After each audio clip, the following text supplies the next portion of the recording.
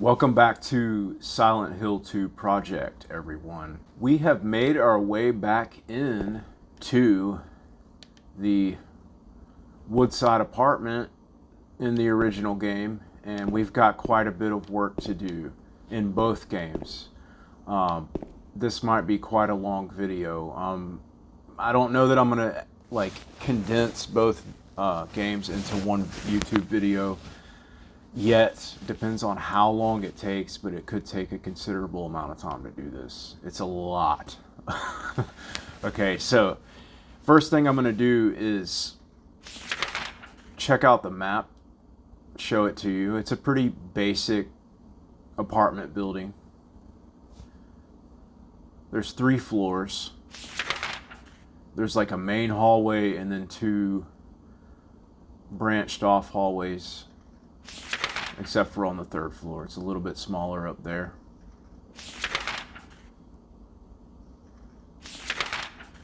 And there you go. That's the map of the woodside apartment. Now this door over here is locked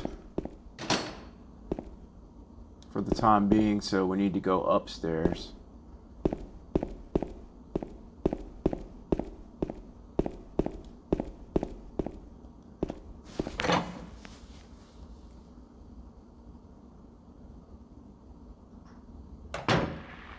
Can hear my radio going off, and the first part of this, it's going to be pretty dark, you guys, just simply because, well, I don't have a flashlight or anything. But I want to point this out. If you guys recall the end of part 2, when we were playing the original game, we found some notes laying in the street next to that corpse, and it was describing how these monsters, they react to light and sound. And that's actually a discrete way of trying to explain to you a certain game mechanic. So apparently, at least these lying figures, they have poor sight. So as you can see, because it is so dark, it's not really reacting. It hasn't moved yet. It hasn't responded to the fact that I don't know, maybe 12, 15 feet in front of it. It's not reacting. It doesn't know I'm here yet. So how close can I get before it'll trigger its animation? I'm sure there's probably some kind of proximity trigger. Yep.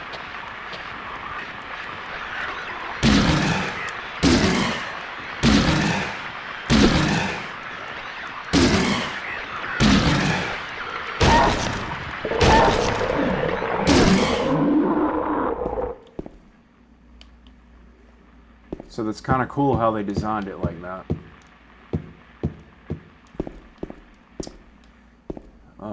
This is a laundry room, and this is all lit up to catch your attention. There's a trash chute. There's some kind of strange garbage stuck in the hole.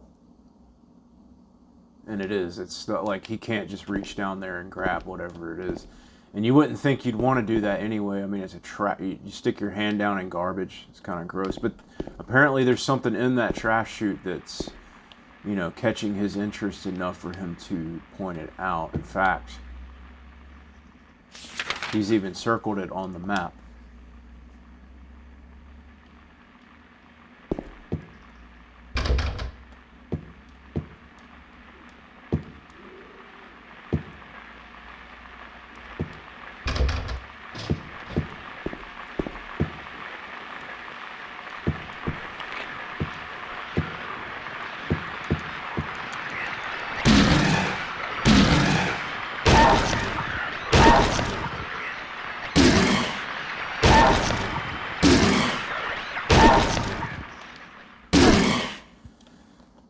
And James, he does have like a second swing animation, and I'm not sure how to trigger it. You think I'd be able to figure it out because the combat is so basic in this game, but I can't. It's not really reacting in this game. I don't know if it has something to do with the emulator, but he does have a second swing with a melee weapon. There, he's got this overhead, and then he's got another one where he'll kind of do this. And I'm not sure how to trigger that. I don't know why it's not working.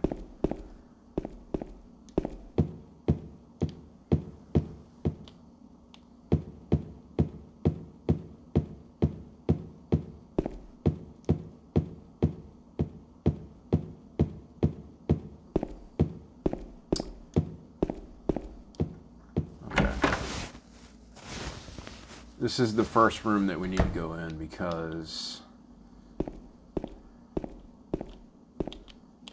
we get our much needed flashlight.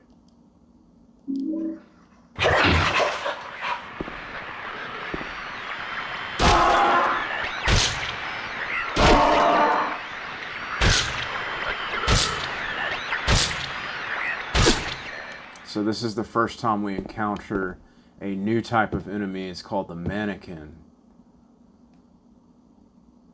And as you can see, it's very abstract. It's like two separate sets of legs joined together at one torso. Pretty odd, pretty strange, pretty creepy, pretty disturbing. I would say so.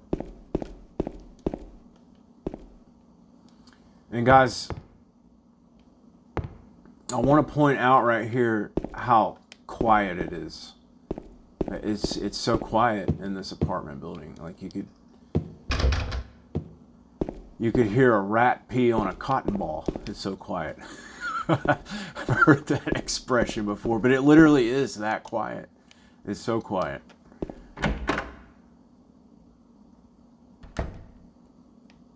It's so quiet that it's like noteworthy for sure.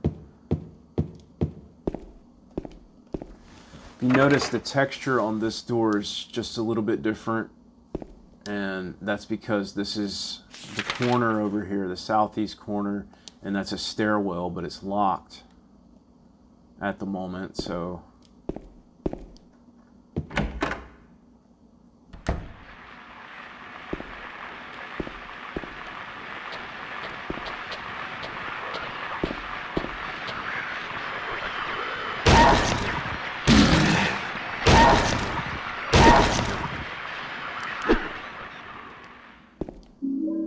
handgun bullets.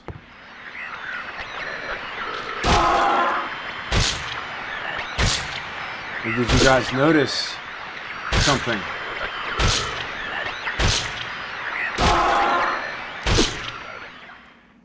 That Mannequin doesn't trigger your radio. There's like no static on the radio at first anyway. Like, so you don't really know that you're in the vicinity of those things until after you get attacked, I'm assuming.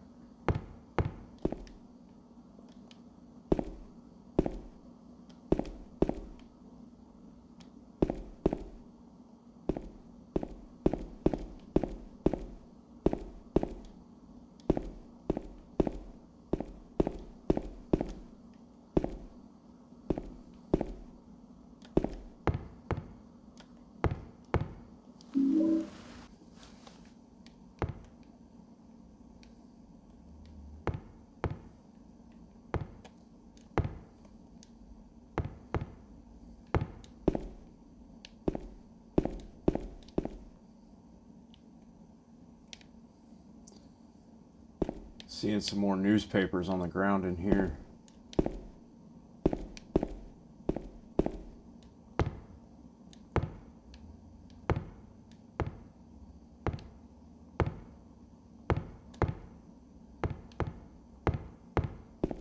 So that's interesting.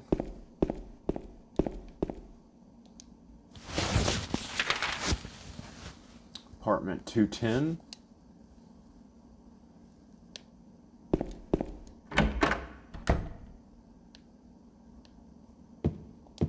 Turn my light out.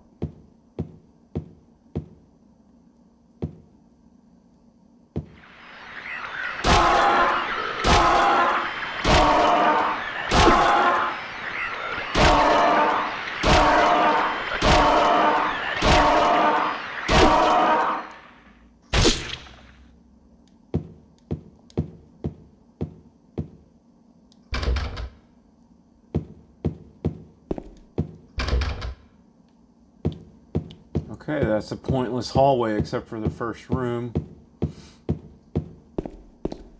But the consensus with this game usually is when you come into a new area, you want to try to check all the doors, because that's how you start to hone in on what your goal is. So the more detailed you can examine the map and the more information he puts on it, the easier it becomes to try to figure out what to do next, because it's not obvious. It's nothing like modern games, you know, where they make the games way too easy. Yeah, this is nothing like that. This game actually expects you to do some work to figure it out or get through it. It's another reason why it's so good.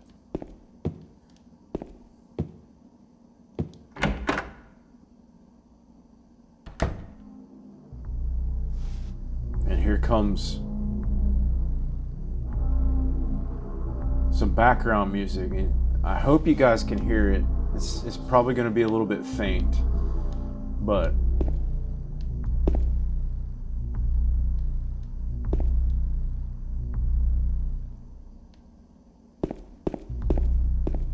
it's subtle, but it's like extremely ominous music. Like,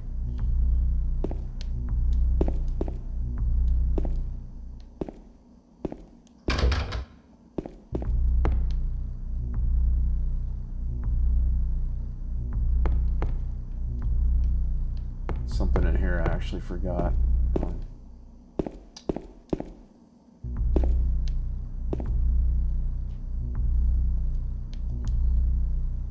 This note, it must be from the person who lived here. 3 needles stand of 3 different heights, the fat, the tall, and the thin. From slow to fast they move to the right. Scott rests not on 3, but 15.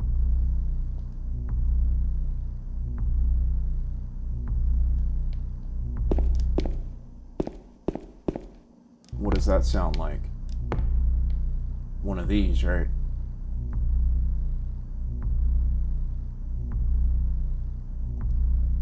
The clock is locked. Sorry. The clock is stopped at 1:02 and 15 seconds. The faceplate is closed. It is locked. I can't touch the needles of the clock like this. So that hints that you need some kind of key to open up the clock, and apparently he wants to manipulate it based on what we just read from the note in the other room about Scott. There is writing on the clock.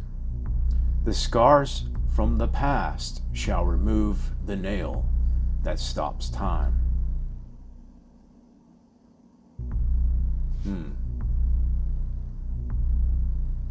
The scars from the past shall remove the nail that stops time. This statement right here, it's going to be relevant. It's not quite relevant yet. We're still kind of at the beginning of the game. So keep this statement in mind, because later on something's going to take place. It's going to make this seem more relevant, what this is saying. We try to push the clock right now, and we can't. It's like there's like a nail stopping it from keeping it from moving. So it's like metaphorical and it's literal. There's a nail stopping time, stopping you from moving the clock, but it's also metaphorical. It's relevant to James's story. And I'm going to talk to you about how it is relevant. But here's something else. This is like a hint. Henry Mildred Scott. Looks like arrows, right? Looks like the hands of a clock. Well, there's your answer right there, but we can't do that just yet.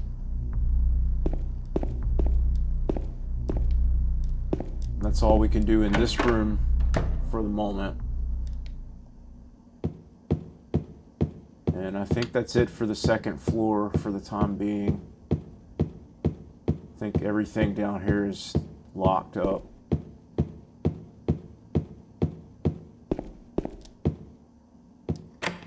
Yep, that's locked. And that's locked. Okay.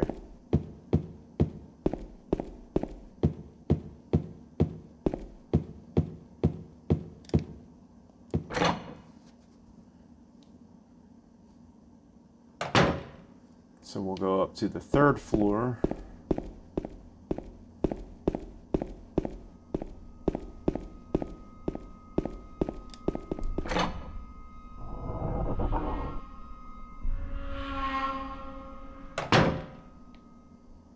He's looking at something right there, but I'm going to go ahead and cross off these doors. Unless, maybe you can, well, maybe you can go in this one.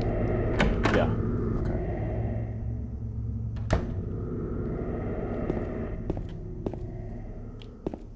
Yep, this is a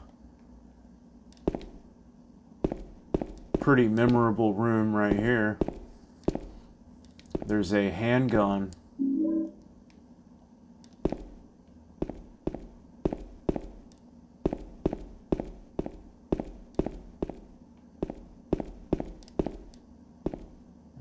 Take a look at the room. Look at the textures.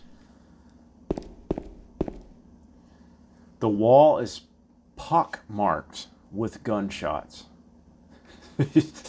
Before I played this game, I had never heard that word before. It's kind of a weird word. Like, you don't hear people use that word very often.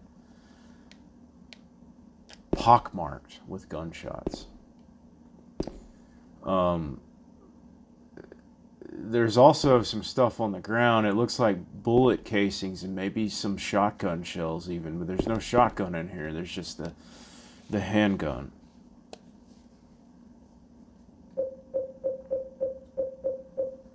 Full clip, holds 10 bullets. Light handgun, not much stopping power, but easy to use. And it's probably a 9mm. Looks like it.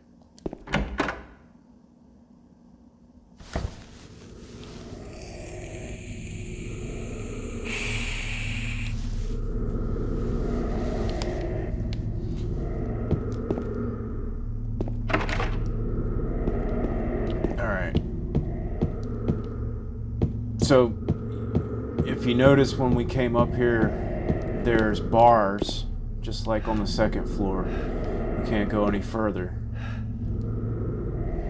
There's a key on the ground on the other side of the bars. If I stretch my arm out, I might just be able to reach it. Will you pick it up? Yes.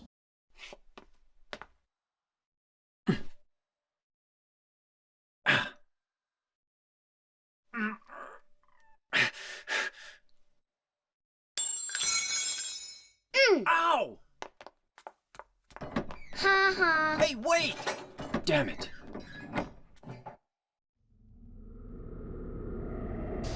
That's extremely random, right? A little girl in this place? Hang on. I can't reach it no matter how far I stretch. But who's that kid exactly, James? Well, this is going to, maybe the first time you play the game, it's going to trigger this thought like, why the hell is there a little girl here? This place is dangerous. There's like monsters and stuff. And that might trigger you to go back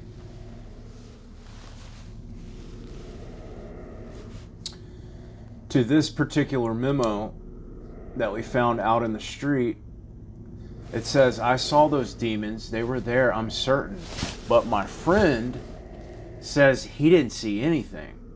If that's true, does that mean that what I saw was an illusion? But whether that demon that ate human beings was real or whether it was just some kind of hallucination that my mind dreamed up, one thing I know for sure is that I'm beyond all hope. Okay. So the little girl, yeah, what she did was really bratty, but I guess maybe some people would also see it as kind of being playful, even though it's very frustrating for us. Maybe she's just playing around. And I mean, this place is scary. It sounds like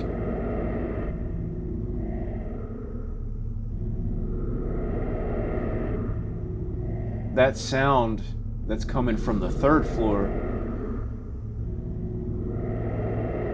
Well, I don't know. It sounds like something big breathing and just respiratory, even.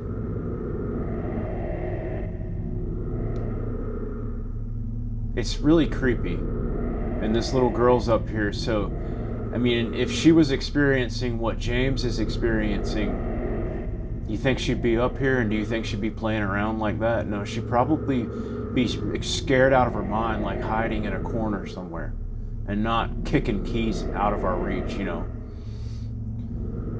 Not antagonizing the protagonist. But yeah, that's all I'll say about it right now. That, and if James is experiencing these things and this random little girl isn't, we could go back to the whole road sign thing. I know I've talked way too much about that already, but I mentioned that the developers put that in there to make you feel kind of hopeless and feel like the dread or the isolation with feeling like you have to go so far. But what if, here's another theory on it, what if James is experiencing things that aren't necessarily reality? What if he's delusional? What if he is an unreliable narrator, you know? What if it's more leaning in a direction like that? So we can't really do anything else, you know. Seemingly we've done everything that we can possibly do. We've tried all the doors on the 2nd floor. We tried and got into the one that you can have access to on the 3rd floor, and the 1st floor is locked. So what do we do? Well, the game is going to mess with you like this. So it knows eventually you're going to try to go back on the 2nd floor, maybe to see if there's any doors that you missed. And when you do, this happens.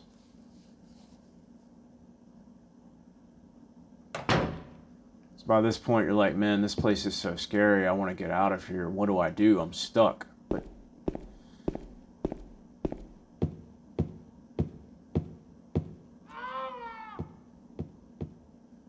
what was that? Some kind of noise north of here. North of here. Like room 208? That's north of where we're standing, so let's go check it out.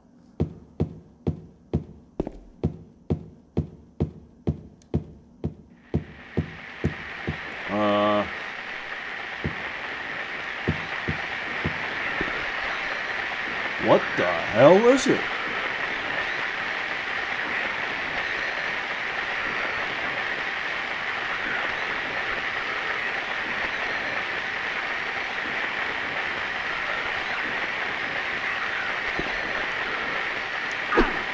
Well, it's just standing there. And that just made me realize, because I know what to do and I know how to trigger that, I actually forgot to do something else. Now, you could do this one of two ways, I guess. Say you didn't go back on the 2nd floor and you're like, okay, there must be nothing left for me to do in the apartment building, so I'm gonna leave. Everything's locked. Maybe there's a key that I gotta get somewhere. You come back outside, and I'm just trying to do this and kind of unfold it in the way that maybe the developers figured you would. So you're like, okay, I'm gonna leave this place because there's nothing left. And then it says, I think I'll look around this apartment some more. Something's not right. So you can't leave, but it's kind of giving you a hint to look around. Look around. that includes looking out here. How far can you go down here? It's a pretty big building. Oh, here's another entrance for it. Can you get in here? It's locked. There's another newspaper on the ground right there. And another. Some more. I always wondered what was up with this. Maybe these are like storage units or something, or like a garage. Perhaps. Maybe. Okay, but we haven't checked this out yet, okay? Garbage, no use for that. But we see this, and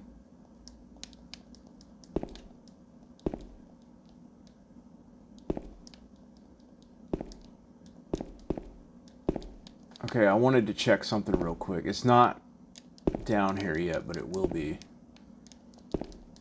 But remember, we were looking at that trash chute earlier, so now we know about this. Does he mark it on the map?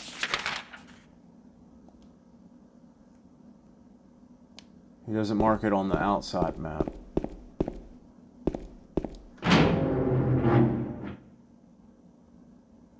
People that have played this game before know what I'm trying to do. It didn't work. Okay, so my theory was broken there. And he doesn't mark the garbage chute on the map, but it is important, okay? It's important. And I'll show you why. This is like a detailed analysis lore run kind of walkthrough, so that's all I'm doing right now. It might take a little bit of extra time, but there's some things that I want to check out and test. He's still standing there. We don't know who the hell that is. I mean, we do, but you don't if it's 2001 and you're playing this for the first time. Let's say hypothetically that's our case. Okay, the music in this room is different than it was the first time we came in here. Remember, we're in the room with the clock. Okay, there's some kind of static, but it sounds different than our radio. The music is different too, and this is where that scream came from. So what the hell's going on in here? Ooh. Sir, are you okay? Are you feeling a bit scatterbrained or splatterbrained, I should say? Yeah. Okay. Oh, God. Who could have? Who could have? Yes, exactly.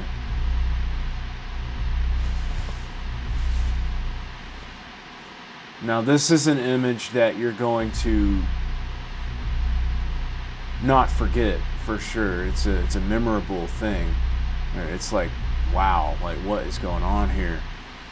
And just to kind of analyze things or try to, make logical sense out of this, we've already been in this room one time. There was nobody in here the first time we came in here. We've also, explored this entire level. There was nobody up here. The only person here besides us at this point that we actually know about is the little girl. So who the hell is this and where did they come from? Where were they the first time we came in here? Well, going back to the original subject that I was just describing, whenever we saw the little girl, and she seems to be, just having fun while we're trying to fight for our lives in some cases. How did this guy get here? And how does it doesn't make any sense, right? Well, this is foreshadowing, and if you take a good look, it might be kind of hard to do that.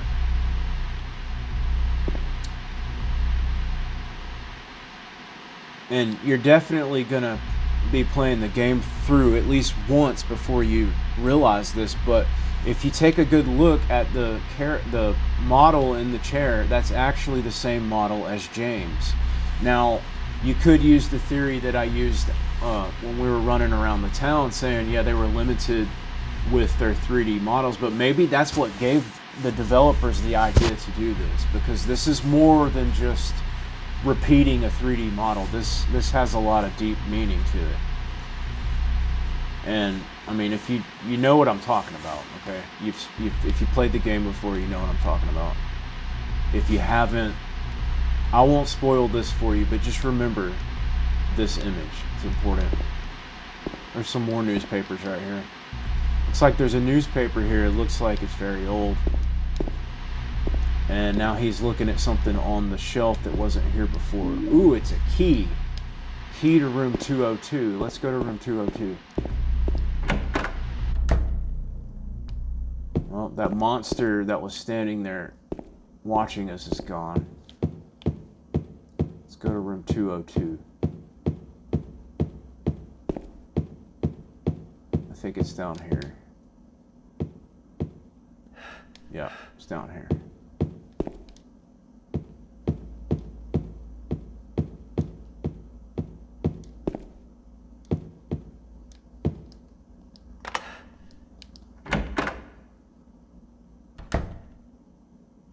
It's very quiet in here.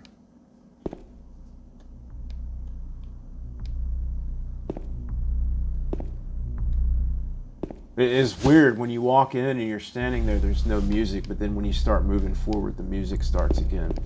It's that really subtle music. There's a mysterious red glow coming from the kitchen sink that he's not saying anything about.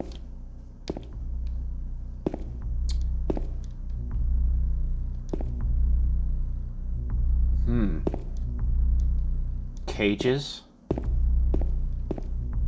It's really weird how there's like a grate over that doorway so you can't go in there. What's up with the cages?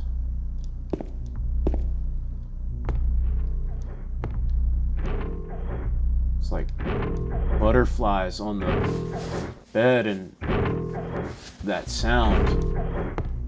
What the hell is that noise? Okay, I see butterflies and moths. Green slime on the door, the wall. Huh. It says the body of a dead butterfly is on the ground. There's nothing else of interest here. But what about that sound coming up through the wall, James? And then there's like a hole in the wall. Oh my gosh, like what's up with that? It's too dark to tell for sure, but I think there's something on the other side of the hole. Will you investigate?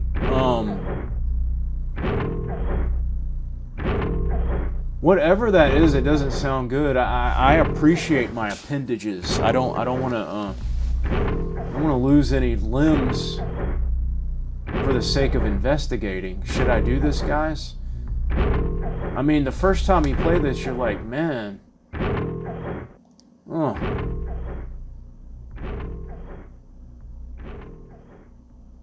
Ooh. James, come on. Yeah, dude, what the hell was that noise? It sounds like it's going to cut your arm off.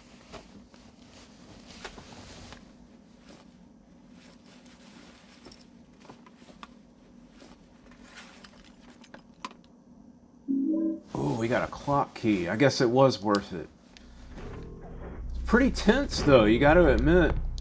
Especially with that sound. I mean, it sounds kind of like machinery, honestly.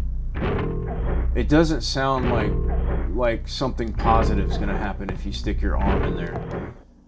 And he like flipped out, but you notice like when he stuck his arm in there, the sound stopped. So that was a pretty cool, interesting little thing there. I really like it. Now, in the last episode, in the remake game, we've already done that. I mean, we saw it, and I didn't make a big deal about it. I didn't, because I wanted you guys to see it as you would have seen it for the very first time in the original game. And that's because this is the first time, I don't know that there are any other games out there that were made prior to 2001 that had something like that for you to stick your arm in a hole like that. So it was a first time, especially for me, and it was intense. And it was like, man, this is so mysterious, and I'm scared. Like I don't want to die, but I don't know what else to do. So I really don't have any other choice. I have to do this, and it was intense. In the new game, when James stuck his arm in the hole to get, what was it, the button for the jukebox? I don't know, it just wasn't that intense. It wasn't, it was kind of lackluster. There was no tension to it. Maybe a little bit, I guess, but not as intense as that.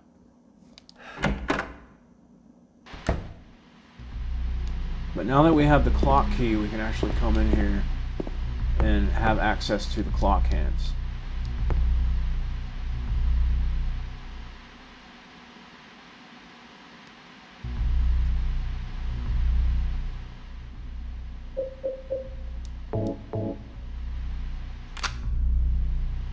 I love the sound this thing makes when you open the door.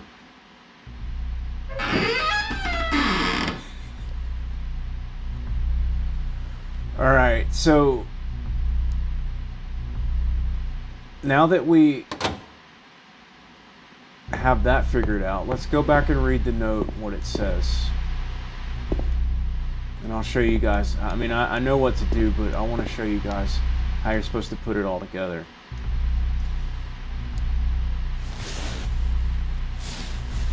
Three needles stand of three different heights: the fat, the tall, and the thin.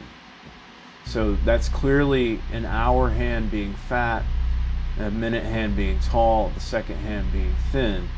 From slow to fast, they move to the right. See, these are all clues pointing toward it representing a clock.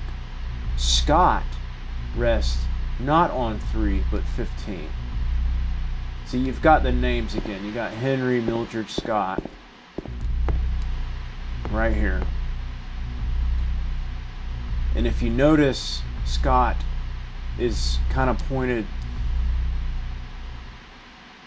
over there to the right. You see which side the arrow's on, so that's what makes it 15. And it says not 3, but 15. So if it was a 3, then it would be Henry. So it would be like an hour. It would be the hour hand. Henry, H for Henry. Mildred for minute. Scott for second. Okay, so it's kind of giving you the answer right there. It's hinting toward, okay, if Scott is not 3 but 15, then that means that Scott has to represent the second hand, and that's how you figure that out. So you look at the directions. Now that we know that Henry is hour, Mildred is minute, you're supposed to look at the directions that those are facing, and that's how you get your answer. And we can actually move it. So the answer, if you look at that wall over there, it looks like Henry is on 9 and Mildred is on 2, so that would be 9, 10, and 15 seconds. And what does this do? It removes the nail that stops time. Now we can move time.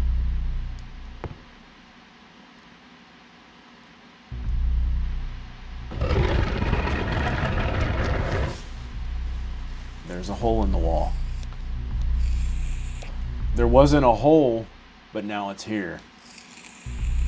I want to quickly point out here, just in case anybody watched the video that's entitled A Message to New Silent Hill 2 Players, just in case you guys were thinking that I was being arrogant in what I was saying, giving my whole, example of like what I said about Mona Lisa, and I gave you the whole description about how somebody that sees the beauty in something, but they want it to be more clear or have more clarity. Now this is something that's from the original game, and it might not seem significant right off the bat, the time of 9, 10, and 15 seconds, but it is significant, and we're going to find out why later in the game. This is actually the time that Mary, James's wife, died, and so that's why we set the clock to that time. But as I was saying earlier, this mentions that the scars from the past will remove the nail that stops time. And if you look at not all the clocks, but some of the clocks in this game, they are stuck on 9, 10, and 15 seconds. So it's like this solving this puzzle is not going to remove the nail that stops time, but the scars from the past shall remove the nails that stop time. So that's what I meant by metaphorical before, or actually should say symbolically. There's meaning to this puzzle. It's like this is also a kind of a foreshadowing thing. The puzzle itself, though we are solving it and we are, making progress in the game by solving the puzzle, so we're actually removing the nail for the clock so that we can move it over and then go through the hole in the wall. So we're doing that, but it's symbolical for what's going to come in the future. So it's not saying right here that when you move this clock, that time right there is going to start moving again. But no, you're actually, instead of getting time to move again right here, you're actually freezing the clock on that time. And so you're kind of recognizing, or you're remembering. Remember what I said about how memory is kind of a theme in this game. This is one example of how that works. And I'm going to point it out in the remake, but they actually took this truth about Mary's time of death, and they took it, and it was very obscure in this game. Like most people, they probably still haven't noticed it, but you can see it on some of the clocks. I'll try to point it out whenever I do see it as we continue our playthrough. Some of the clocks and how they're stuck on 9, 10, and 15 seconds. But if you play the new game, and I'm going to point it out to you, every clock is on that time, and it's like blatantly obvious. So they took something that was, beautiful and symbolical, and they kind of exploited on it. And there's more than just that. Like they did that with a lot of stuff. And like I was saying before in that video that I made, that might help them appreciate the art a little bit better, but somebody with a different perspective might not think that way. They might look at it in a different way, and that's all I was really saying. And I'm trying to give you an example of what I'm talking about, just so that you don't think that I'm just being arrogant. That's not what this is about. And we will form our conclusions at the end of this whole project, and I'll let you know what I really think about the new game. But I just wanted to mention this and add this to this little portion right here where we solve the clock puzzle. It's important because now we can get on the other side of those bars that were blocking us in the hallway, which gives us access to those stairs, which means we can get to the other side of the bars on the 3rd floor where the little girl kicked the key. So that's really cool.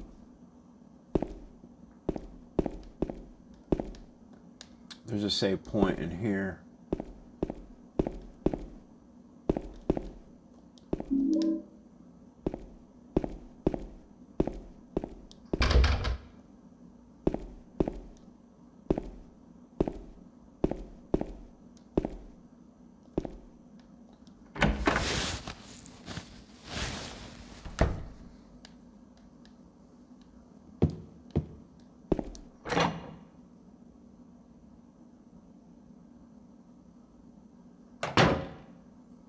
Okay, and there's There's actually 3 stairwells in the apartments. So we're gonna go up to the 3rd floor.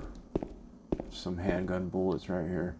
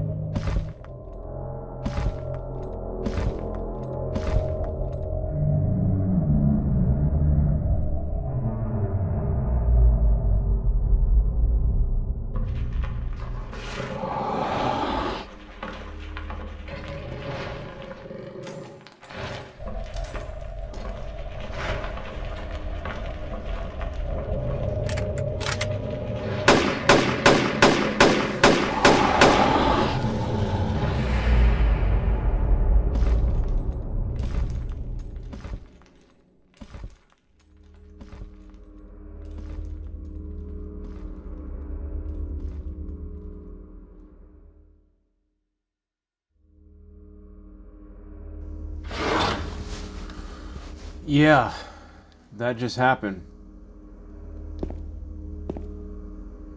First thing I'll say is, it's a cool touch that, like, there was just a convenient box of ammo sitting right there that he picked up to shoot at that thing, whatever the hell it is, right? We don't know what it is.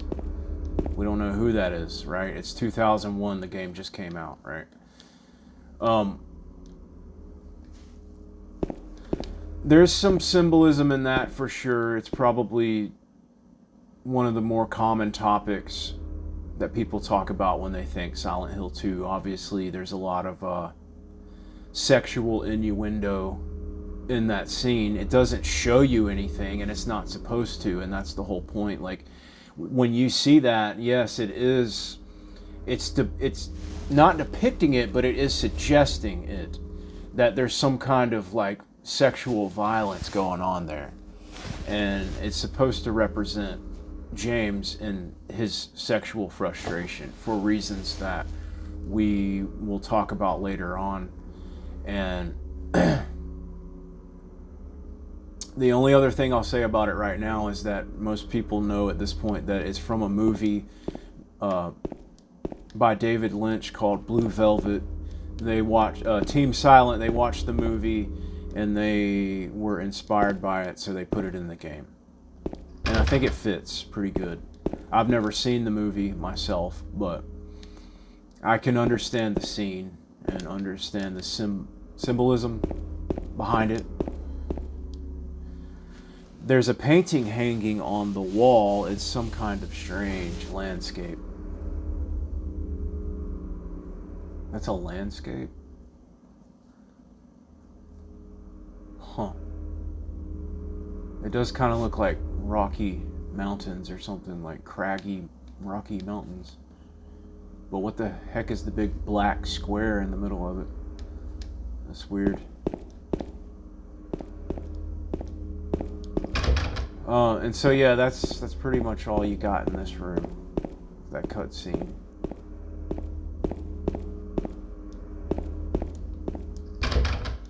and some art. Okay, this says it's a landscape of this area. Whoops.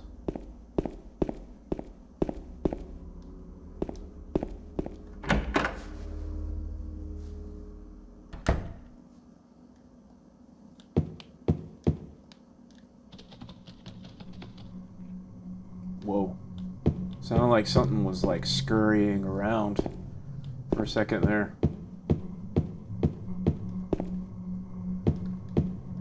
Okay, so now we're on the other side of the bars and we can grab, it says fire escape key on it.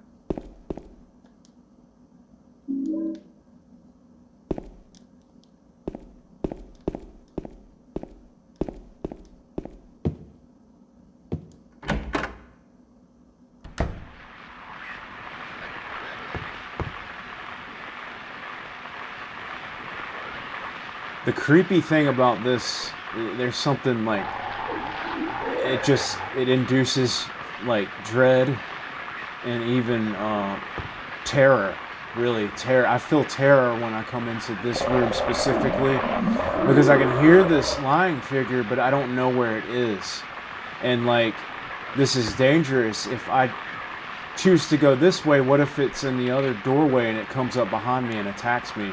And then vice versa on that side. So I want to make the right choice in where I'm going to. There it is. Okay. Woo. It freaks you out. It's like terror. Where are you going?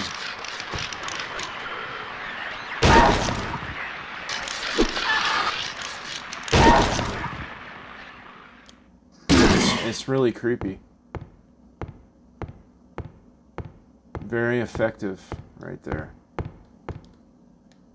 Wow, that door was just kicked into the bathroom. Interesting. So, one really cool thing about the apartments is that you got a lot of subtle stuff like this that just, especially the first time you play the game, stuff like that stands out to you. There's nothing to read. He doesn't say anything about it, but it induces. It's kind of like the writing on the bathroom wall that we talked about in great depth. You see stuff like this and it induces things subconsciously.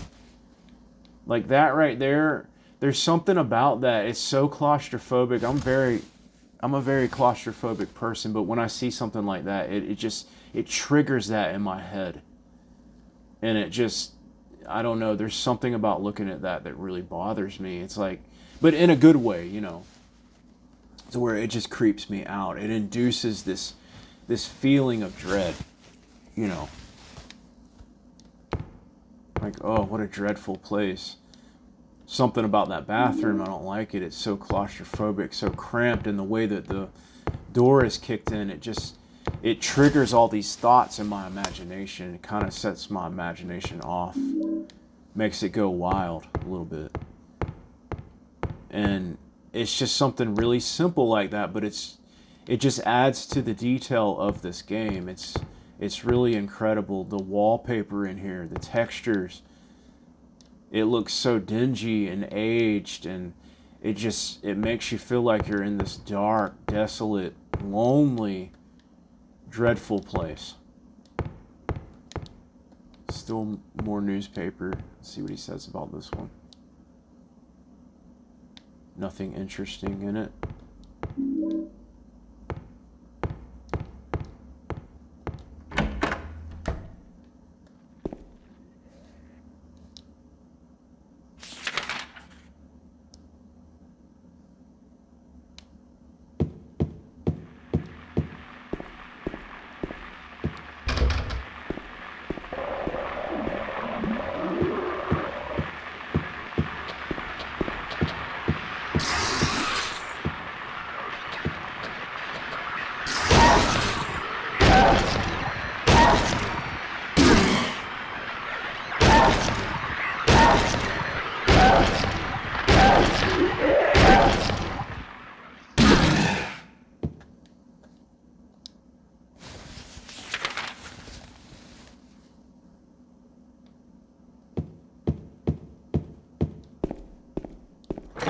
Oh, this stairwell's unlocked.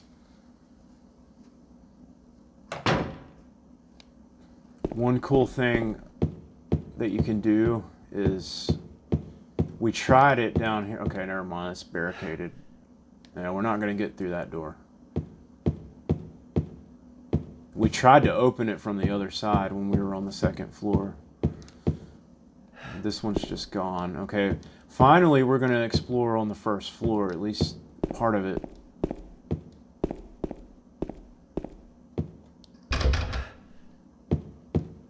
Oh, there's not much to it, is there?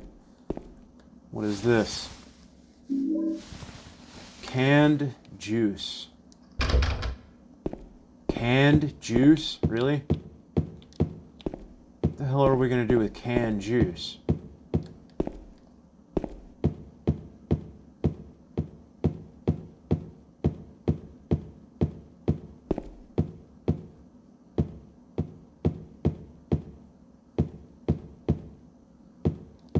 I guess I could have actually, I won't do it now, but I went the wrong way.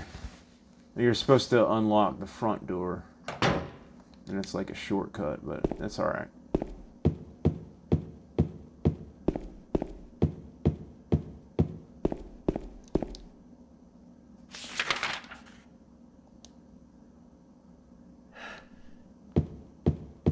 That map is your best friend. If it weren't for the map, this would be so hard.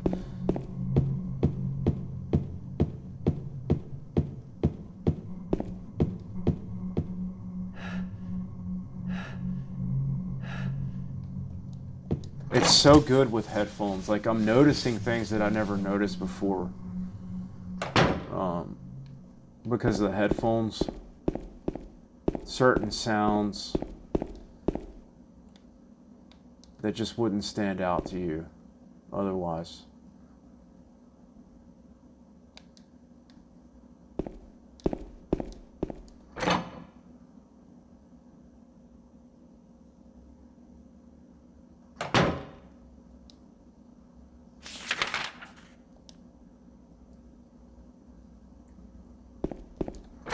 That was pointless.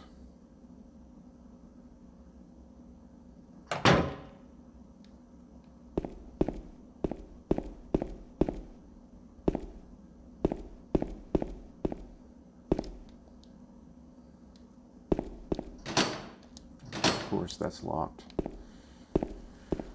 Okay.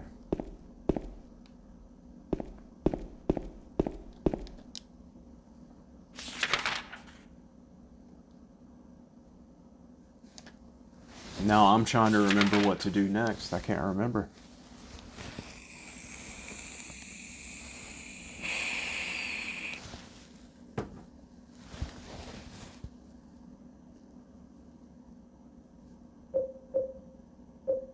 Courtyard key. That's right.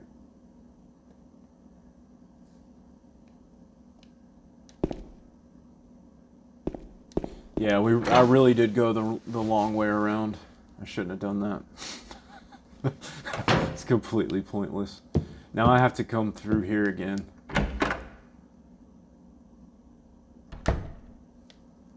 But we get to hear that awesome Akira Yamaoka music, right?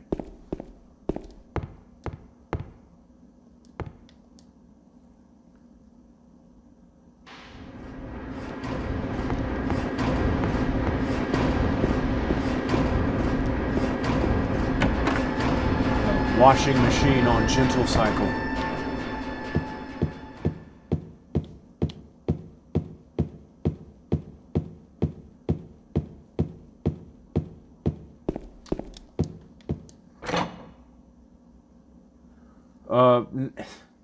Since we're up here, I'm going to go ahead and do this just for the sake of time.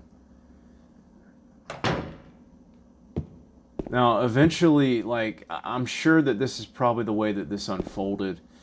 Some of these puzzles in even the original Silent Hill games, they're like, what the hell?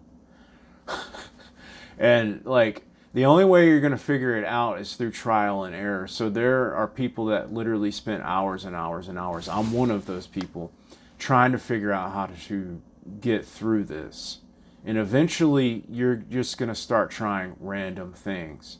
And here's why the puzzle's good. It's not because it's brilliant or anything like that. It's just because it's so freaking random that it becomes it becomes memorable. Like this.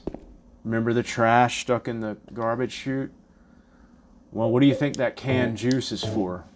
Obviously, it's to unclog the trash chute. Like, how is anybody going to know to do that? But again, it's to throw you off, and it's to make it so random that you won't forget. You won't forget that that's how you do that. Now that the trash fell, we can come out here.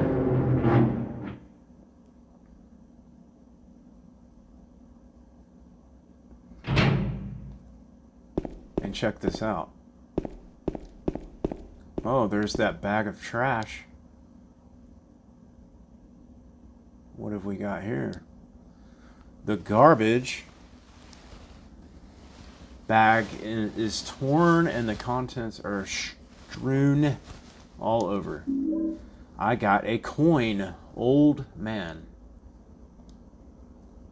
Whoops. I didn't mean to do that.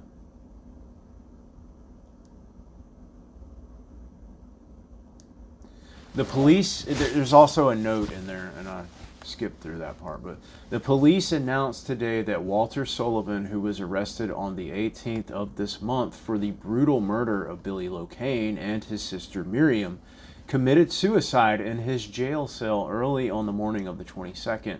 According to the police statement, Sullivan used a soup spoon to stab himself in the neck, severing his carotid artery. By the time the guard discovered him, Sullivan was dead from blood loss, the spoon buried 2 inches in his neck. An old schoolmate of Walter Sullivan's from his hometown of Pleasant River said he didn't look like the type of guy who would kill kids. But I do remember that just before they arrested him, he was blurting out all sorts of strange stuff, like, "He's trying to kill me. He's trying to punish me. The monster, the red devil. Forgive me, I did it. But it wasn't me." The schoolmate then added, "I guess now that I think of it, he was kind of crazy." Interesting. And we go on, from here, and we learn that in Silent Hill 4, it's all about Walter Sullivan. But they didn't know that, they didn't, I guess they didn't realize that they were going to do that when they made this game. I don't know. But it's cool how they kind of elaborated more on this note right here. Maybe they did know. I don't know. But a lot of people have pointed that note out and said, see, other people can see Pyramid Head, the thing that James is seeing, So that there proves that Pyramid Head should be in the movie and Pyramid Head should be in the other games, because James isn't the only one that can see him. But that's actually not what the developers said. And they actually, I've heard people go back and say, I don't know if the developers said this or not, but the monster, the red devil that Walter Sullivan was talking about is not Pyramid Head. It's actually a man that abused him when he was a child that later became one of the murder victims from Silent Hill 4. But it is... In this case, I'll just say that it's flavor text, and it's there to get you to think about what you did see upstairs. The scene with Pyramid Head. Now we can come out to the courtyard.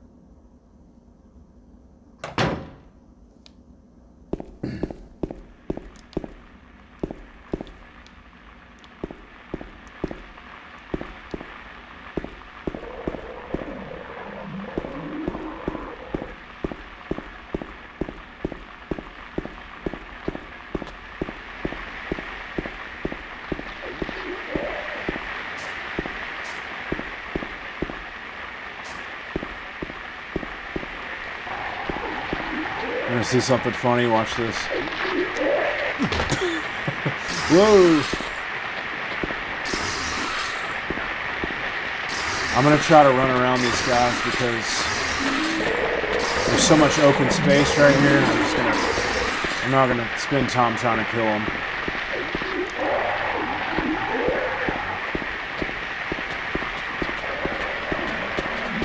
Don't fall back down in there, James. All right.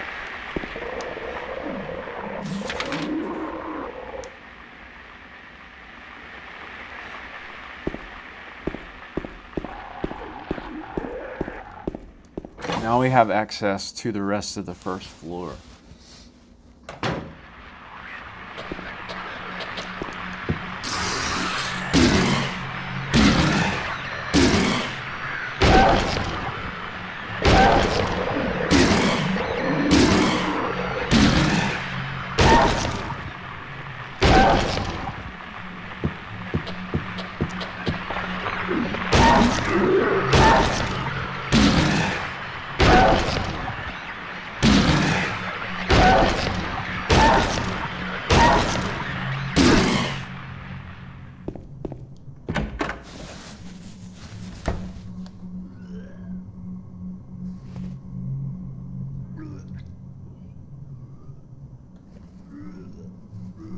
I hear somebody puking.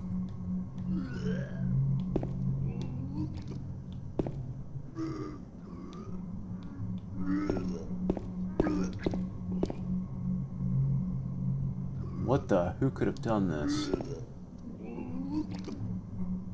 It's a body with extremely big feet in the refrigerator, and it's all covered with blood.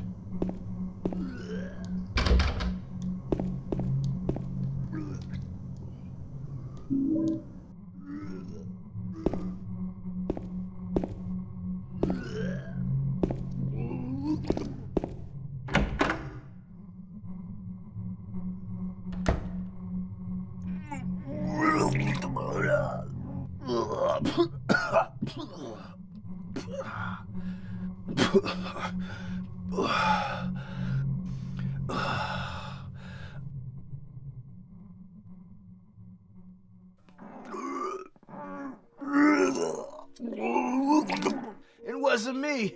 I didn't do it. Do what? I didn't do anything. I swear. He was like this when I got here. My name's James. James Sunderland. Eddie. Eddie. Who's that dead guy in the kitchen? I didn't do it. I swear I didn't kill anybody. You're not friends with that red pyramid thing, are you? Red pyramid thing? I don't know what you're talking about. Honest. But I did see some weird looking monsters. They scared the hell out of me, so I ran in here. Well, I guess this place isn't too safe either. What happened here anyway? I told you, I don't know. I'm not even from this town. I just...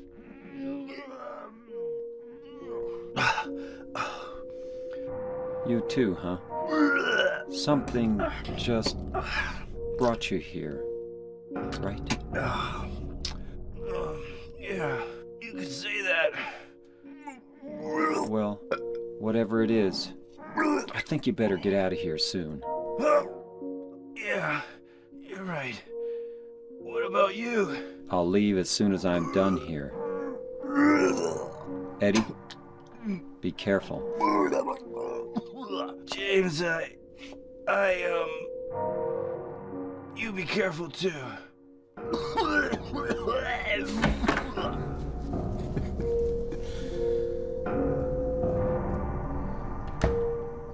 So that's the Eddie I've been talking about all this time.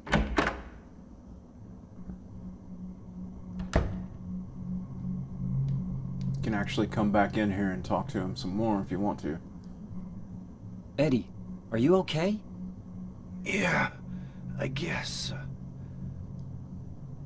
Eddie, are you okay? Yeah, that's all he's gonna say. Yeah, I guess. But you can actually go into this other room right here. And this is what I call the Ace Ventura room, because that's what it reminds me of in the movie. When he goes to the football player's house, what was his name, Ray Finkel or something like that, and he goes in his room and there's graffiti all over the walls about Dan Marino, and how when he had his field goal kick, he messed it all up and caused the Dolphins to lose the Super Bowl, and he blamed it on Dan Marino for not setting the football up right when he made his kick, and laces out Dan was written all over the walls. But this is supposed to give you some kind of hint about Eddie.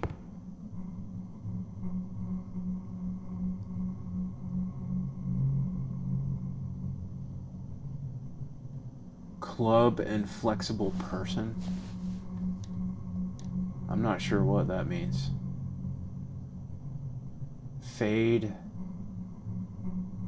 Blaze. Illusions. The water margin. There's some weird stuff. Divine. Physical beauty. Divine.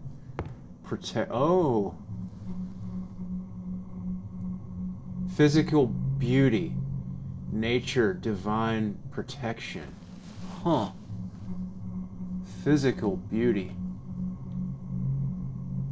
Super Bowl.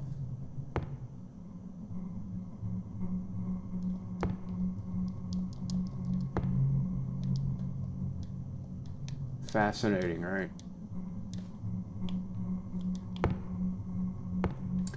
So maybe you could put this together and figure out, because when they had their conversation, James was like, something just brought you to this town too, right? And he's like, yeah, I guess you could say that.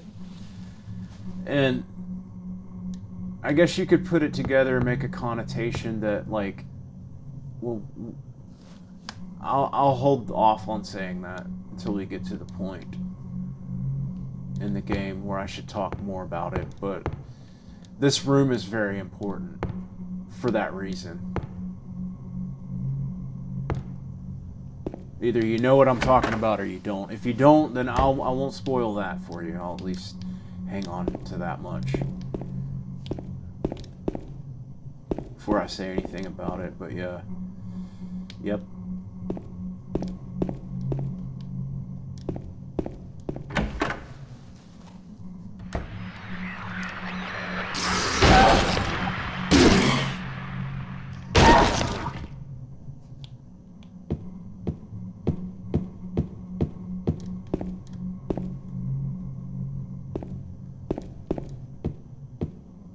Check out that door.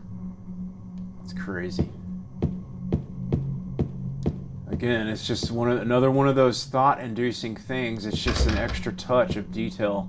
They didn't have to add that, but they did, and it just makes it even better, in my opinion. You can unlock that. Oh, look, it says "to hell," and it's pointing through that door. And then we actually can go in this room.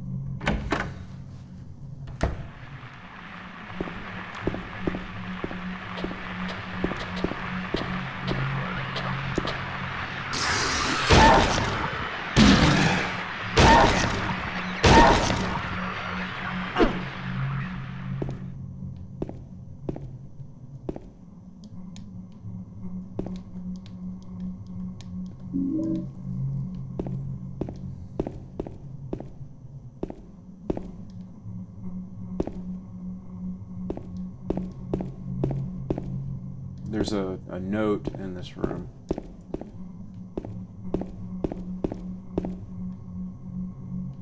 But if you guys notice, like, all of these apartments are different from each other.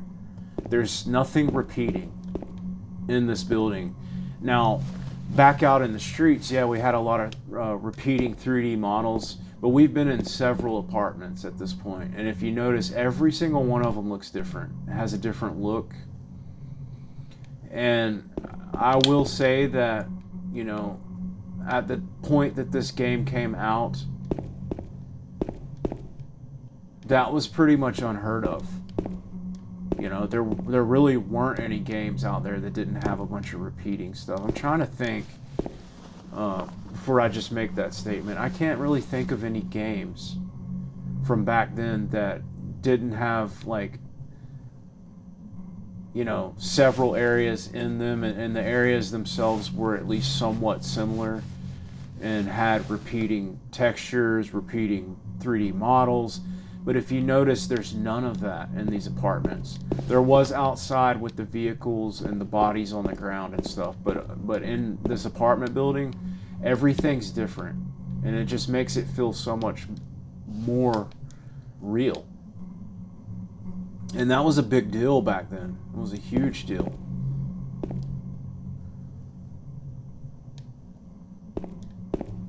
Okay. A sightseeing brochure for the town is lying here. Welcome to Silent Hill. Silent Hill, a quiet little lakeside resort town. We're happy to have you. Take some time out of your busy schedules and enjoy a nice, restful vacation here. Row after row of quaint old houses, a gorgeous mountain landscape, and a lake which shows different sides of its beauty with the passing of the day.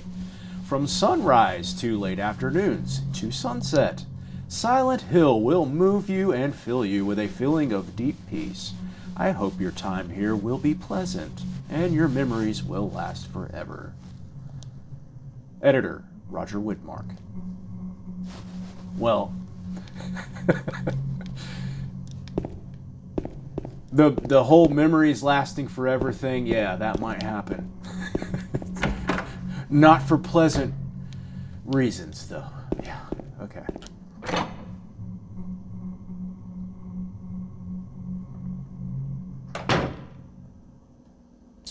All right, we're back on the small stairwell, and we can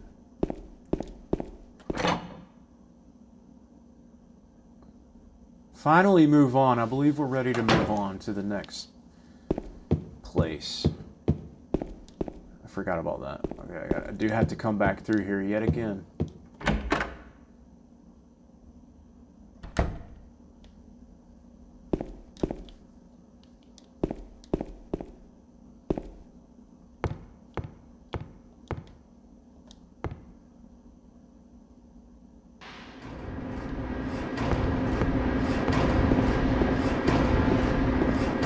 So scary. Get me out of this room. I don't like being in there with my own body. It's horrifying. Now there is something in this room that I think I forgot, and I think that this, if I can find it, it's only in here on a New Game Plus. You'll only find this note. I don't think it's in here the first time you play the game, but yeah, it's there's a note with a cutout magazine article attached to it. I forgot, this is the room that the flashlight was in, but I forgot to read this. There's a title written on the front side. Searching for Another Conclusion. How to be a happy couple. Do you really love her? In sickness and in health. If you truly love her, then you must act. It all depends on how hard you fight for her. Whatever happens, don't give up. Always try just one more time. Even though there may be hard times, never turn to another woman. And if it comes to it, you must be willing to protect her with your very life. After all, true love means a willingness to sacrifice. Be true to your heart, and with luck, things will work out in the end.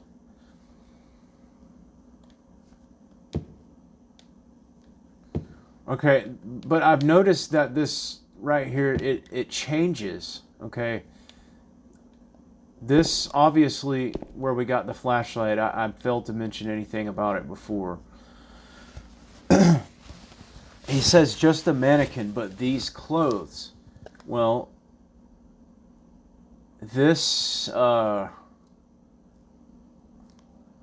because he mentions the clothes, if you've already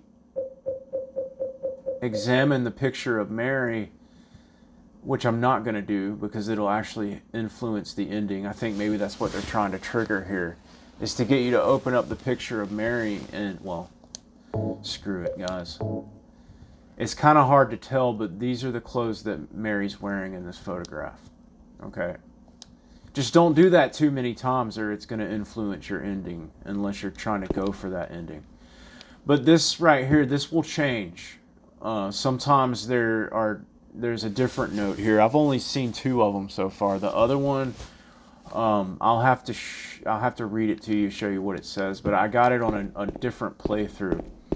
And what it is it's kind of hinting around to the different endings that you can actually get.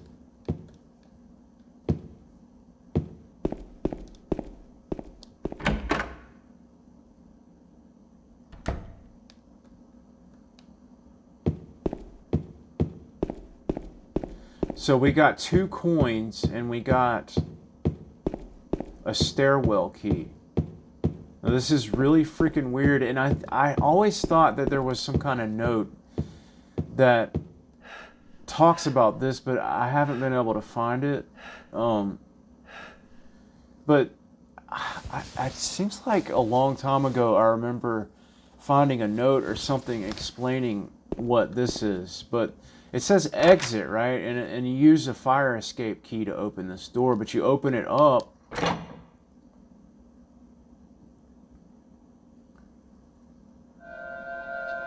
and there's no fire escape.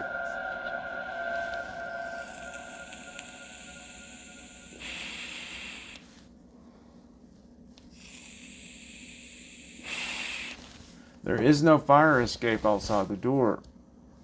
Maybe this is all it was. Maybe right here. Maybe they knocked it down when they built the building next door. I think I can get into the building next door if I go through the window in front of me. Okay, that's all it is.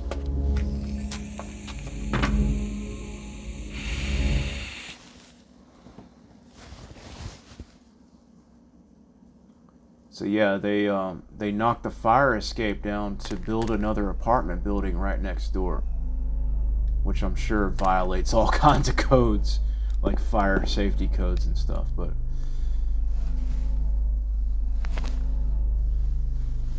there's an old broken down bed here. This is something that's kind of cool. Like maybe they got the idea, you know, in the remake to, you know, break all the glass. Maybe they got the idea from stuff like this. And if they did, that's pretty cool.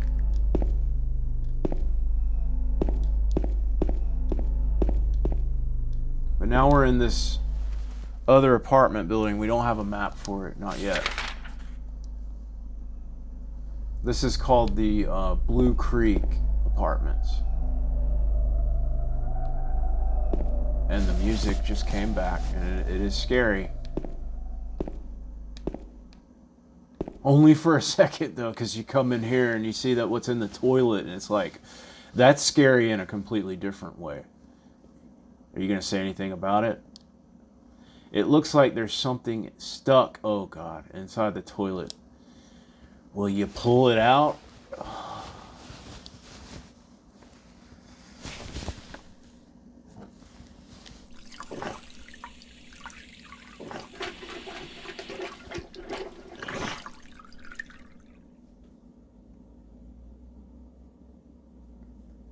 It looks like a wallet. There's some kind of memo in it. That's so gross. Oh, it's a combination to a safe. Right 17, left 2, right 3. 8, 17, 2, 3. Alright. And there is, in fact,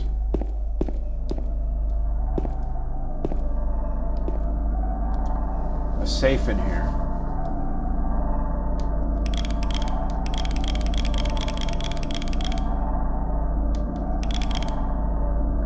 8, 17 to the... I screwed that up. Hang on.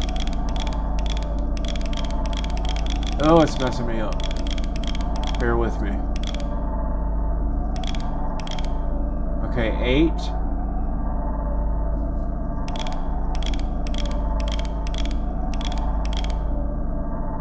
Why is it doing that?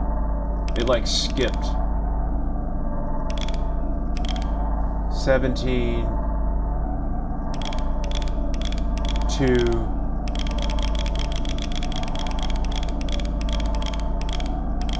3. You get a crap load of handgun bullets. Which, by the way, I haven't even shown you the handgun yet. I wanted to stock up on ammo first.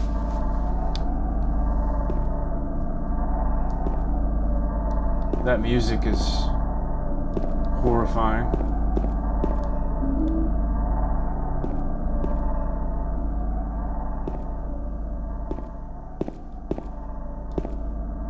It almost sounds like an appliance running, like a refrigerator, like an old refrigerator. That's what old refrigerators sounded like. For those of you that are too young to realize, but that's what it reminds me of. Like a really old refrigerator. And then like a spirit or something howling in the background.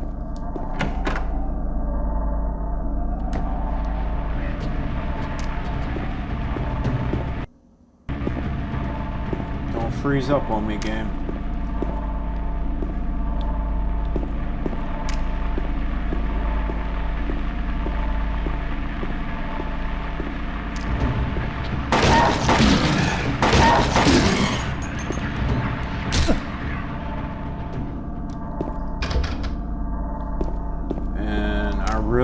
Really need a map. That's what scares me the most, is not having a map. The map made me feel better, made me feel comfortable, but with no map, this just feels like aimless wandering.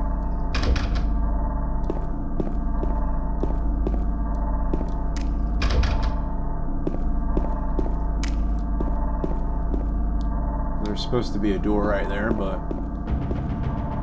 ooh. Music's picking up. There's a note on the door. The door is locked though. Dear Tim, I have to run an errand, so I'm going out. I left the house key with Uncle David. You know where he lives, don't you? The key is in the room near the first floor staircase. I'll be back as soon as I can, so please watch the place while I'm gone.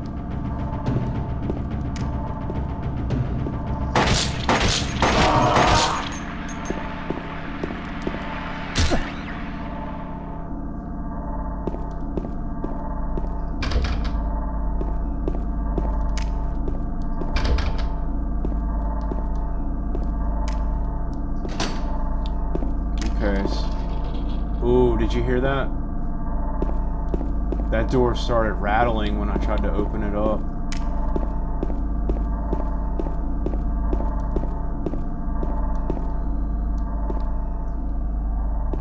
It's another trash chute laundry room.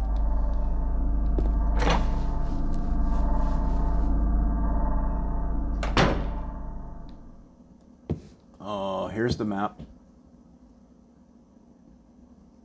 3 floors once again. Smaller though. Only one hallway on each floor.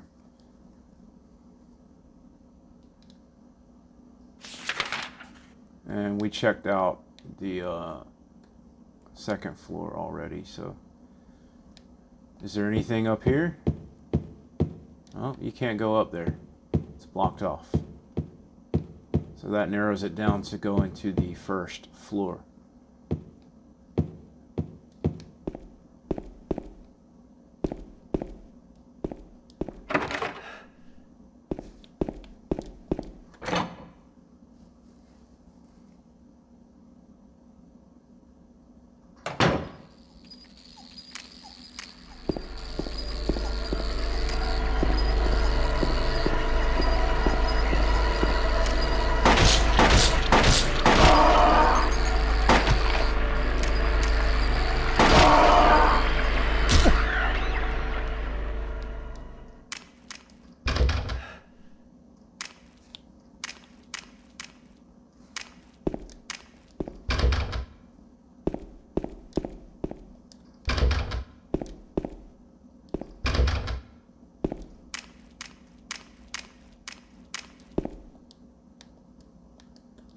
I'll take that, thank you.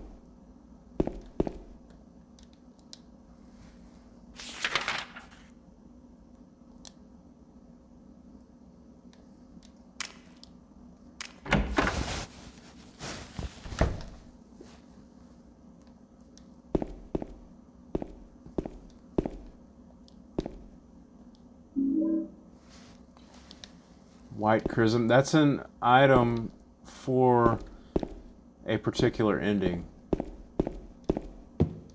Some of the endings you have to collect like multiple items to get. And again, you can't get those endings until you complete the game one time.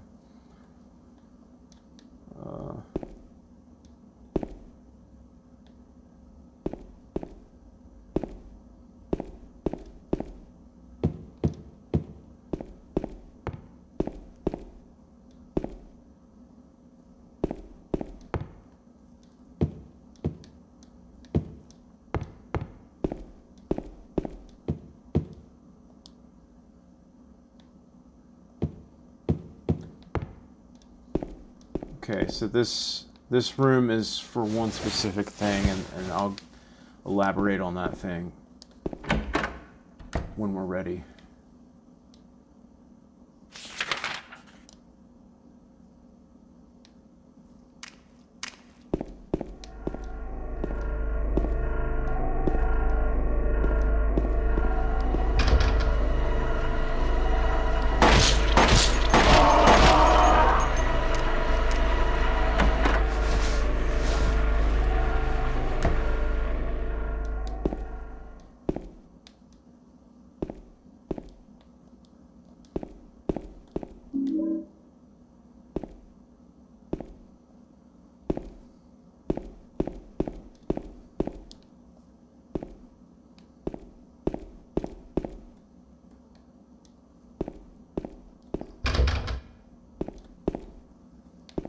Okay, guys, strap down and hold on tight.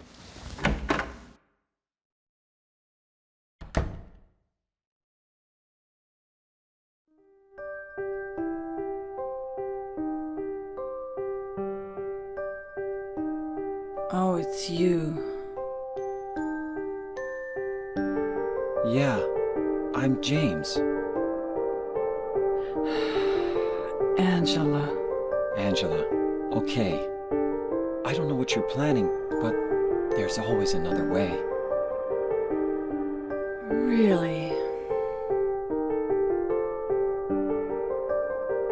But you're the same as me. It's easier just to run. Besides, is what we deserve. No, I'm not like you. Are you afraid? I'm sorry. It's okay. Did you find your mother? Not yet. She's not anywhere.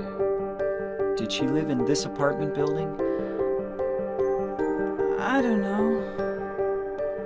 So, all you know is she lived in this town. What did you say?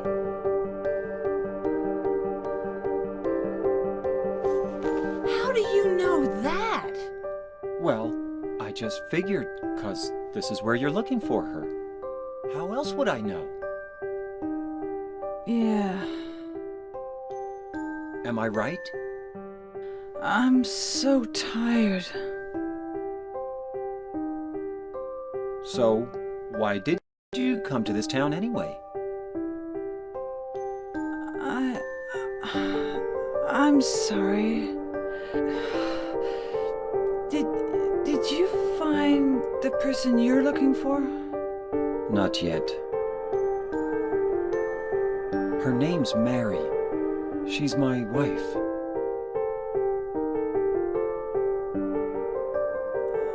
I'm sorry. It's okay. Anyway, she's dead. I don't know why I think she's here. She's dead? Don't worry. I'm not crazy. At least, I don't think so. I've got to find my mama. Should I go with you? This town's dangerous. Now I know what you meant back there in the cemetery. I'll be okay by myself. Besides, I'd just slow you down. What about that? Will you hold it for me? Sure. No problem. If I kept it, I'm not sure what I might do. No! Oh, I'm sorry. I feel bad. Please don't.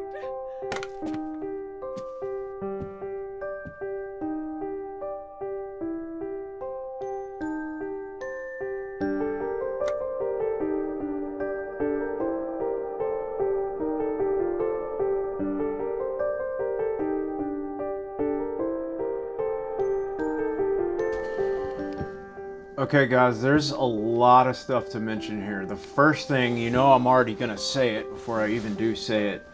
What is Angela doing? What is this? It's a mirror. So what is she doing? She's self-reflecting, right? Okay. And the first profound thing that she says to him is, "You're the same as me. It's easier just to run." And he's like, "No, I'm not like you." And then she's like, "Are you afraid?" I'm sorry. And there's some deep-seated things going on inside of this conversation. Okay?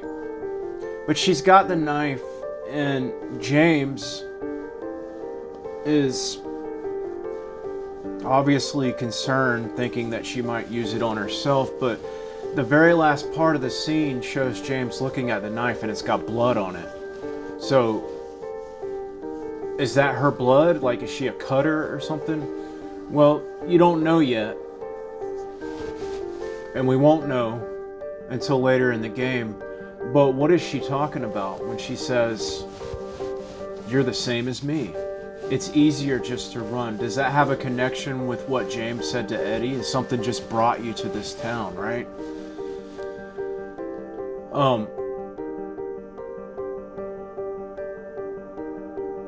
And we get to see like this whole other side of her in this cutscene.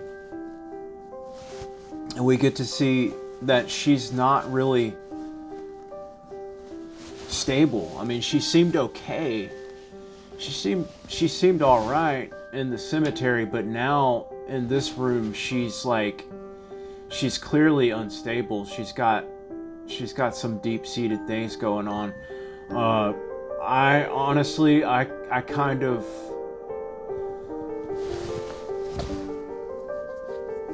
pick up on maybe some bipolar disorder going on in her. She's not mentally stable. She seemed pretty friendly in the cemetery, but clearly right here, and especially the way that she reacts when James tries to take the knife from her and she gets defensive, and then she turns on herself, and it's like there's some kind of imposter in her where she's fighting herself, because she had that reaction and then she realized that she had that reaction and she started, you know, cowering to him, you know, and apologizing. And she also says something else. She's like, "Besides, it's what we deserve." I think that's what she says. She's like, "You're the same as me. It's easier just to run." Or that's a really important statement. She says to run. It's easier just to run. And then she says, "Besides, it's what we deserve." So she knows, she's got a better clue of what's going on maybe she's a little bit further along in her descent into Silent Hill than James is. And there are clues around town suggesting that somebody else has been venturing around. We found the map in Neely's bar, you know, that it was all, you know, filled out and stuff. It had all the information written down on it and everything else. We also found the newspapers scattered everywhere. Now, I think those newspapers are significant, and I think they're related to Angela, and that's all I'm going to say at this point. Everything I just said, I think that's enough for right now. Now, there's a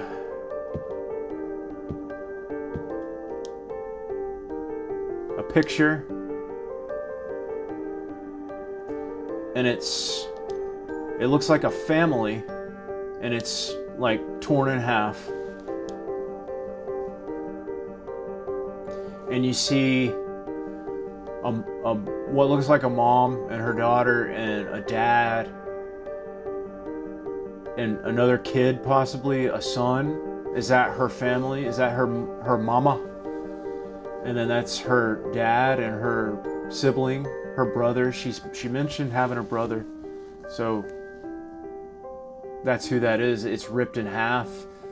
It's thrown in the floor. Okay.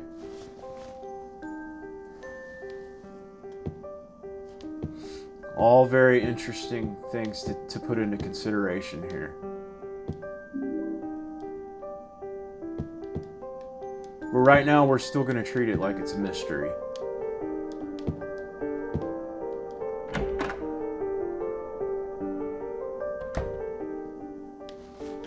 But it's just profound how she sees the commonality.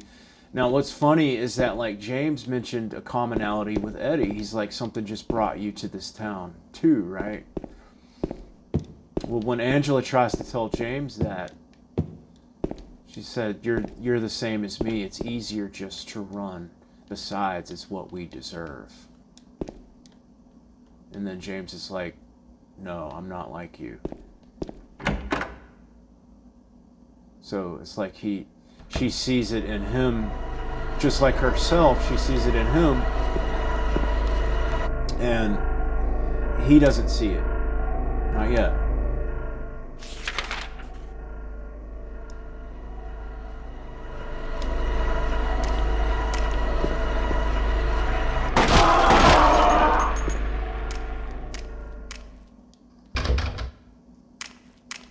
But we got the last item that we need.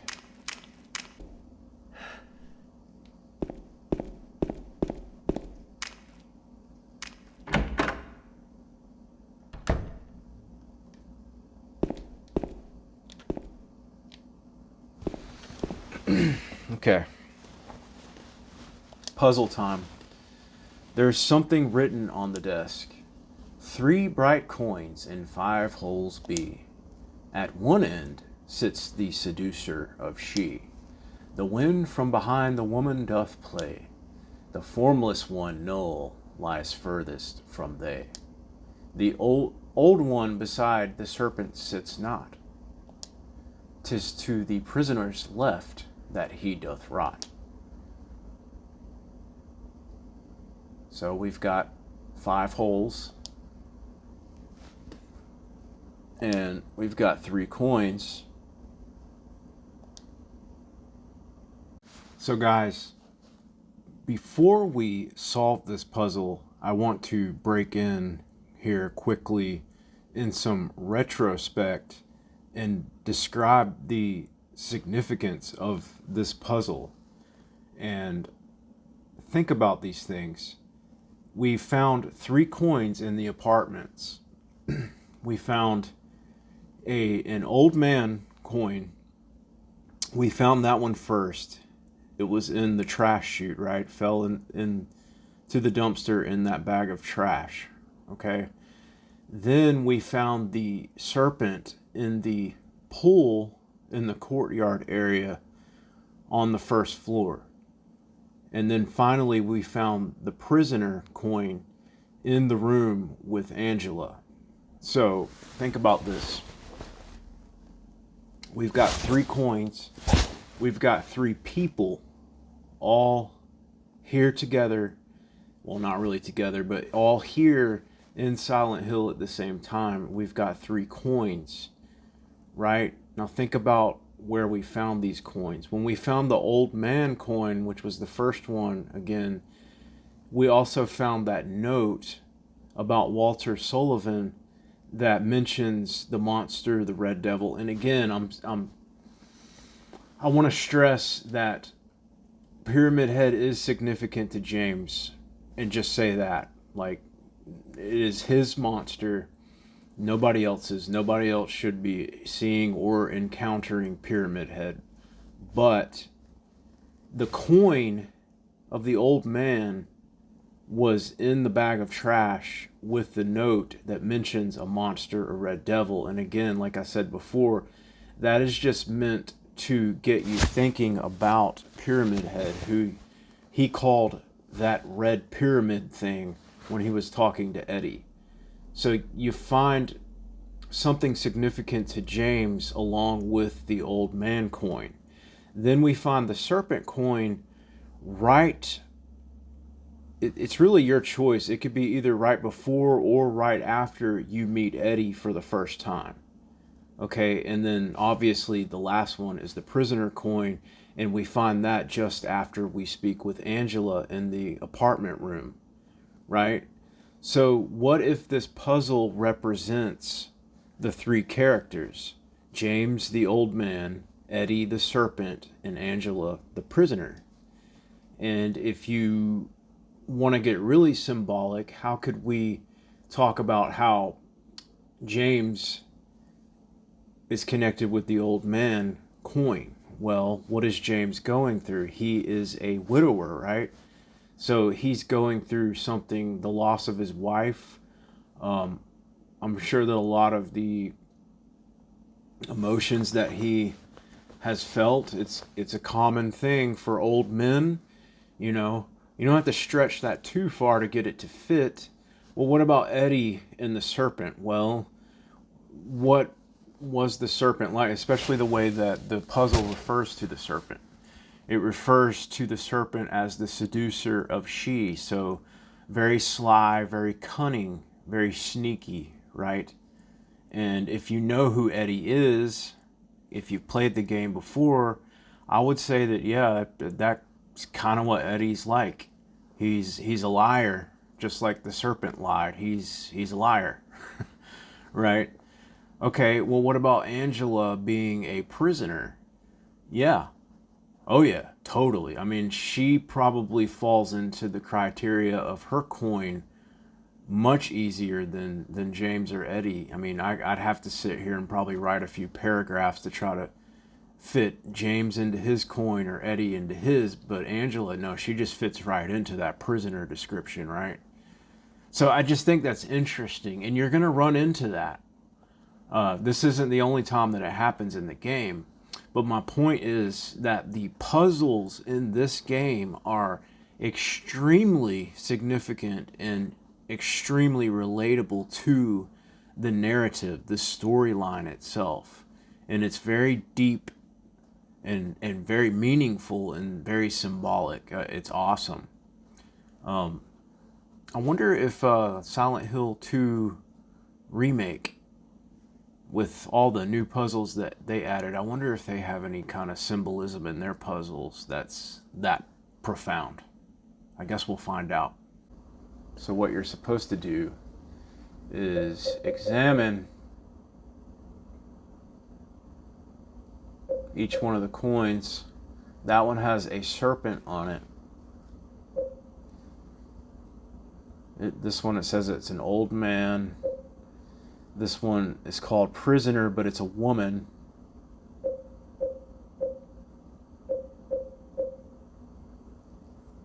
The serpent would be the seducer of she. So there we go. There goes the same reference, like what was in the bathroom at the beginning of the game, the creation story. So at one end sits the seducer of she.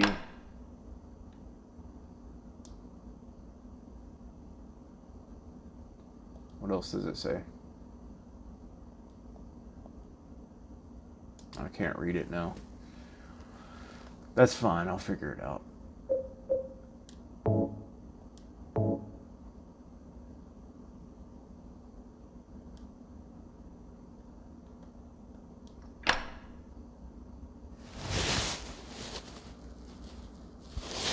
Now it mentions the wind behind the woman. The woman's facing the other way, so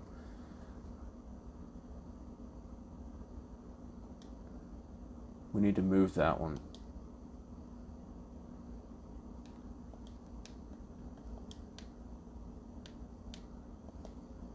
Because the wind would be an open space.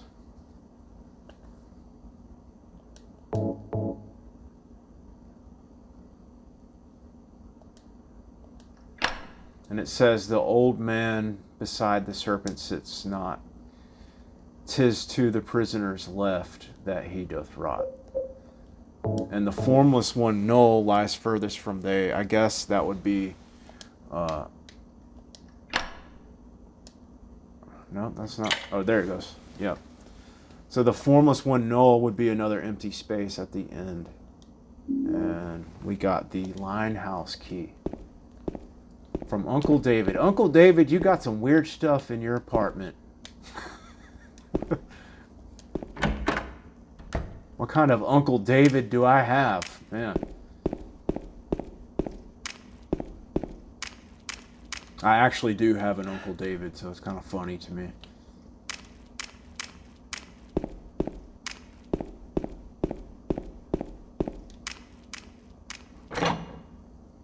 The Lyne house is back upstairs. It's the door that was locked.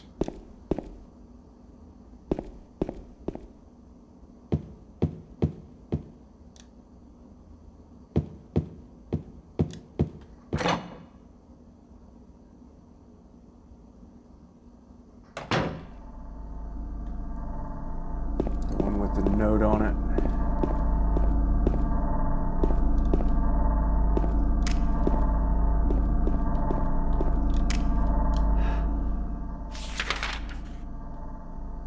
$209.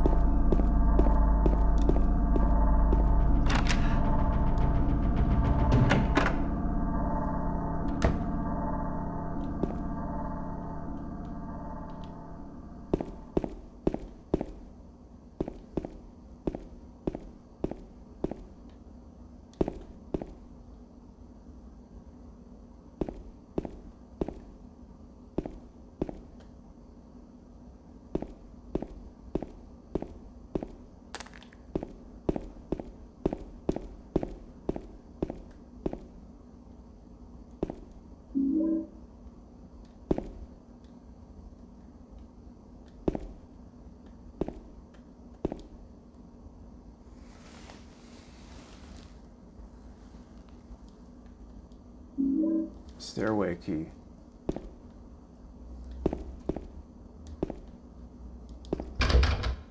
So I'm gonna save my game in case I die. I haven't saved in a while.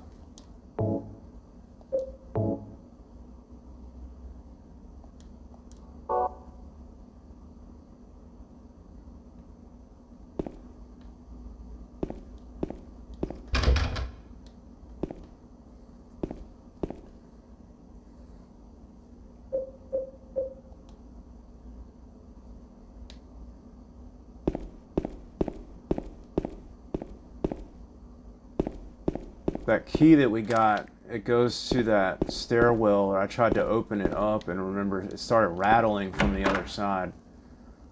And that is to the left.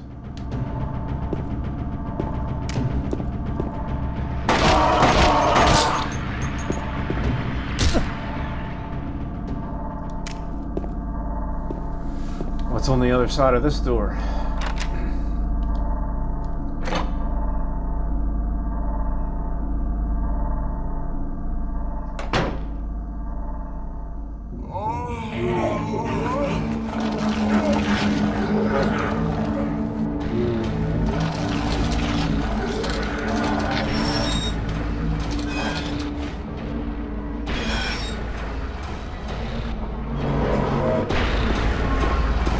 Okay,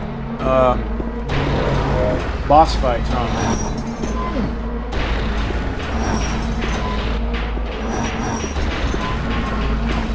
Now, I have a strategy to this. So you don't want to shoot him. Oh god. Ugh. You don't want to shoot him because he's invincible. What you want to do is try to kite him around this small space. You don't have that much room to do this. But he is pretty slow. And what you're basically trying to do is survive the timer. So avoid his giant blade. In fact, if you can just try to get him to change directions here and there, get him to lock into that animation where he starts to swing like that and then go to the other side of the room. You don't even have to waste one bullet on him because it's not going to kill him. I can't see. Oh, shit.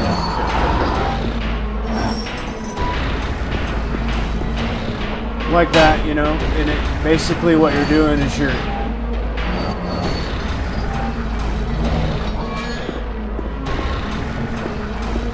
dragging it out as much as you can with the timer.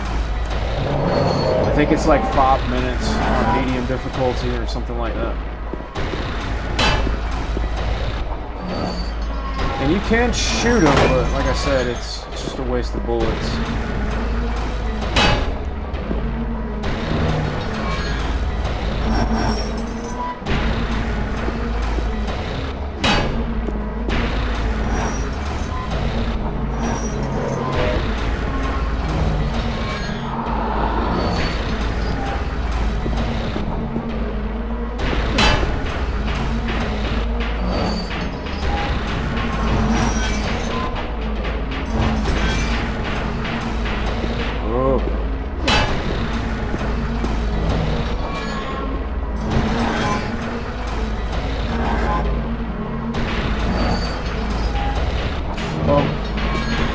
See,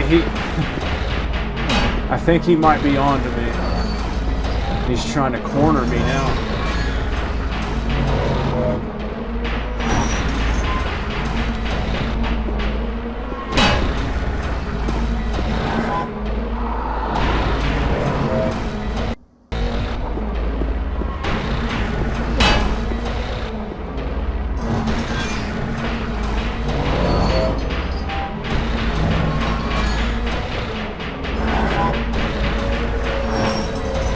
Okay, and then you start to hear the siren go off, and that means time's up. Just don't get in his way as he's leaving, or he'll do this.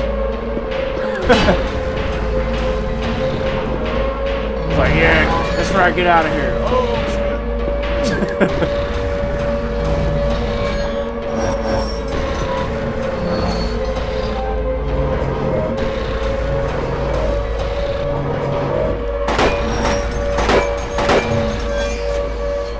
That's how you do that.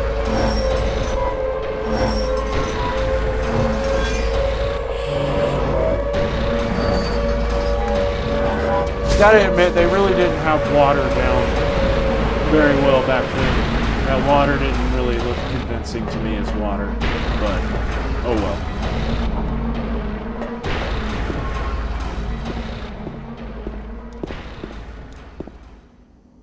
Okay, and that's the first boss fight of the game.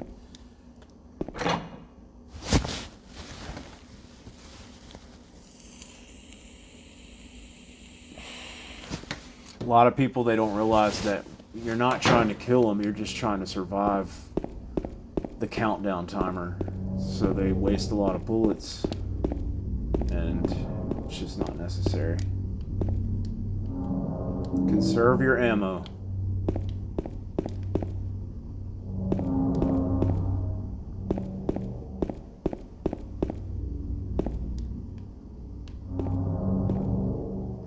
Nothing up there. So we're done with the apartments in the original game. I'm gonna find a safe point so that we can end this and move on to the remake. And I got news for you guys. The apartments in the remake, if you guys thought that took a while, the apartments in the remake are even more dragged out. Okay.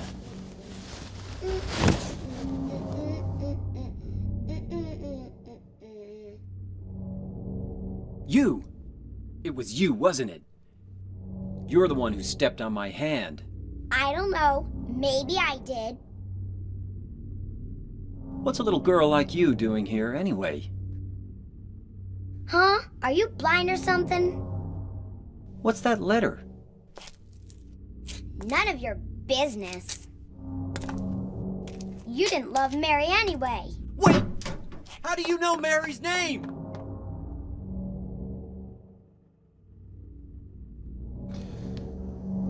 Okay, so we finally met Laura.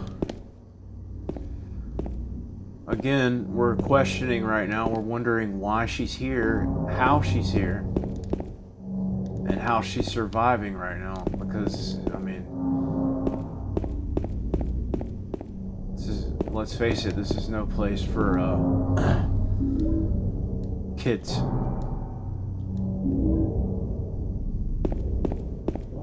But apparently she knows who Mary is. She knows our wife. We should know who she is, right? How could she know our wife and we not know who she is? There's another good question. And I swore there was a save point. I might have to use a save state on the emulator. I could have swore there was a save point out here. I don't want to move forward too far. This is where we're gonna pick back up in part 4. Sorry about that.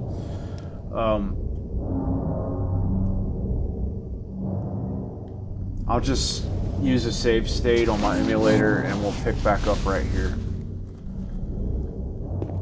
Make it easier. And I'll see you guys in just a minute in the remake.